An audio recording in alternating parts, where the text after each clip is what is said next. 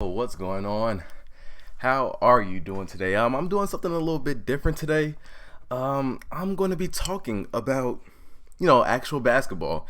Instead of just playing 2K today, I'm going to take a step back or probably even a step forward and talk about the NBA Finals that we just witnessed a couple days ago. So first things first, obviously I want to congratulate the Lakers for pulling off what seems like to be the hardest, if not one of the hardest, if not the hardest things to do, was win a championship this year, just because of all the adversities, everything that's going on in the world. And that's really what I wanted to get into, because I see a lot of people tweaking on LeBron James and on this Los Angeles Lakers team.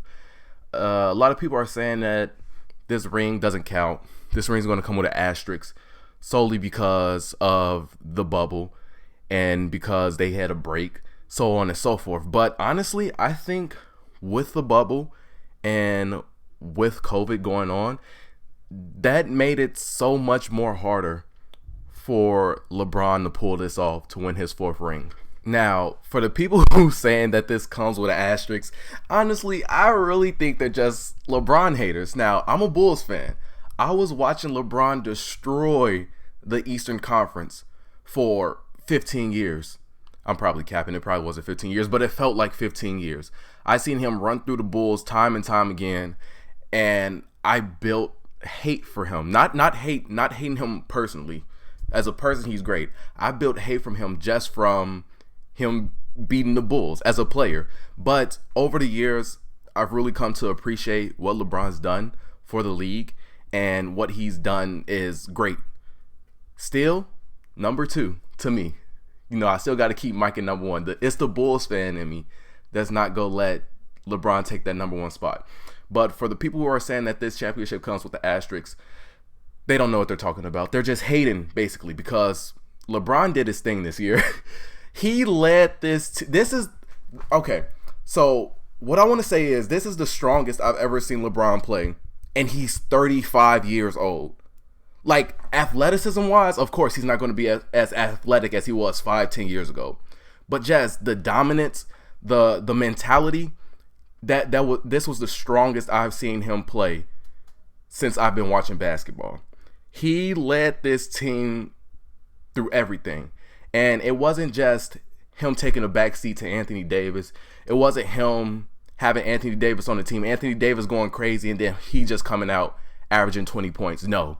LeBron was the leader of this squad through the whole bubble. Through the whole bubble, he was leading this team. To lead this team with so much happening in the world, you got COVID, you got the racial injustice, and you got Kobe's death.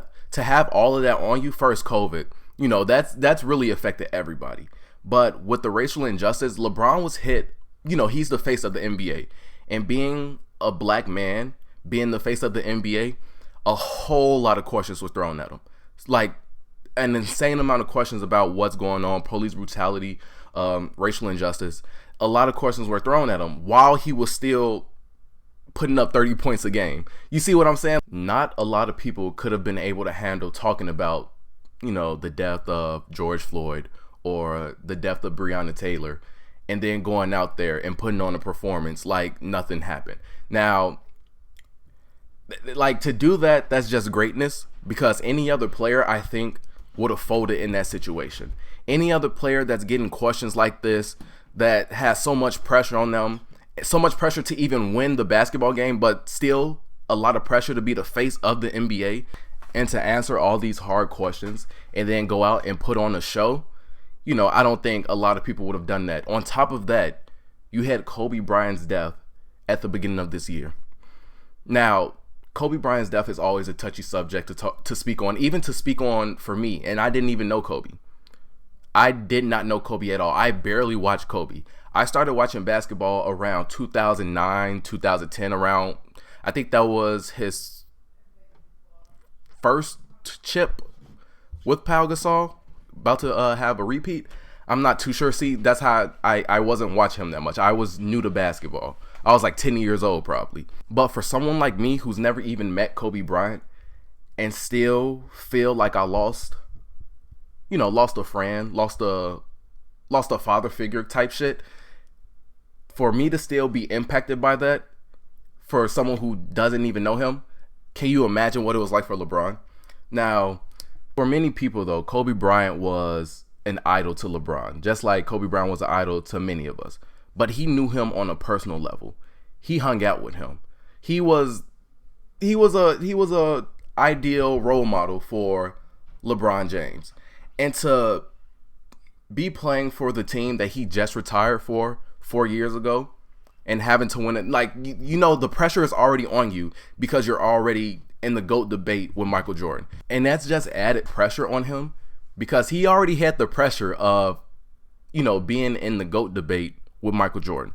A lot of people are already writing him off as the second best player ever, saying that he will never surpass Mike, this and that. And, you know, that can get to you mentally. Now, on top of that, you have all that pressure to win the chip for the man who is basically the face of the Los Angeles Lakers. You think of the Los Angeles Lakers, you think of Magic, Shaq, and Kobe, and Kareem. You know, Kobe's a top tier Lakers player. Top 3, top 5 Lakers player of all time. So when you think of the Los Angeles Lakers, you think of Kobe Bryant. So having that much pressure on him to be that great and to win the chip for Kobe Bryant, you know, that obviously was running through his mind a lot when he was out there on the court. All he was thinking about most of the time probably was, I got to win this chip for Kobe and I got to win this chip for the city of LA, which he did. And that was great that he did that. Now that we got that out the way, now that we're done admiring LeBron for everything that he's done this season in the bubble, we have to talk about next year. So now that I just said that the bubble was an incredible, you know, thing to overcome with COVID, racial injustice, Kobe Bryant death, you know, that takes a lot of mental capacity. But what that doesn't take is skill. You know, it doesn't take skill to be able to be in the bubble away from your family. It doesn't take skill to be able to see all these things going on with police brutality and then go out and put on a performance. And it doesn't take skill to be able to, you know, have Kobe's death still fresh in your mind and being out there playing basketball. That all does not take skill. That's just all mental strength. That's all mental capacity. That's all, you know, up top in your head. And I don't know because obviously I don't have any intel. I don't have any inside sources. I can't tell you that everybody was on LeBron's level, but I also can't tell you that, you know, everybody wasn't sad or, you know, missed their family or couldn't play basketball with knowing what's going on outside in the real world. So for those players that couldn't take it mentally, I think it took away from their ability to be able to play basketball the way that they wanted to play basketball. So that's where the asterisk really comes in. It comes in next year. So right now, there's no reason for anyone to say that this title comes with an asterisk. No reason at all. Because, like I said, LeBron had a lot to overcome during this. But on the other hand, a lot of other players probably couldn't overcome what LeBron was overcoming. They couldn't be away from home that long. They were thinking about their family too much. They couldn't play basketball knowing that innocent black people are getting gunned down by police officers. They can't play basketball knowing this. I hope this is making sense. So the asterisk comes next year. And the only reason I would say that this title comes with an asterisk is if they aren't good next year. Now, when I say if they aren't good, I don't mean, you know, losing in the finals or losing in the conference finals.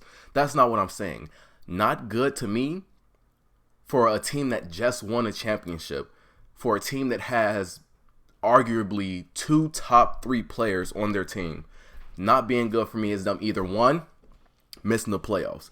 And if they miss the playoffs next year, obviously, big asterisk.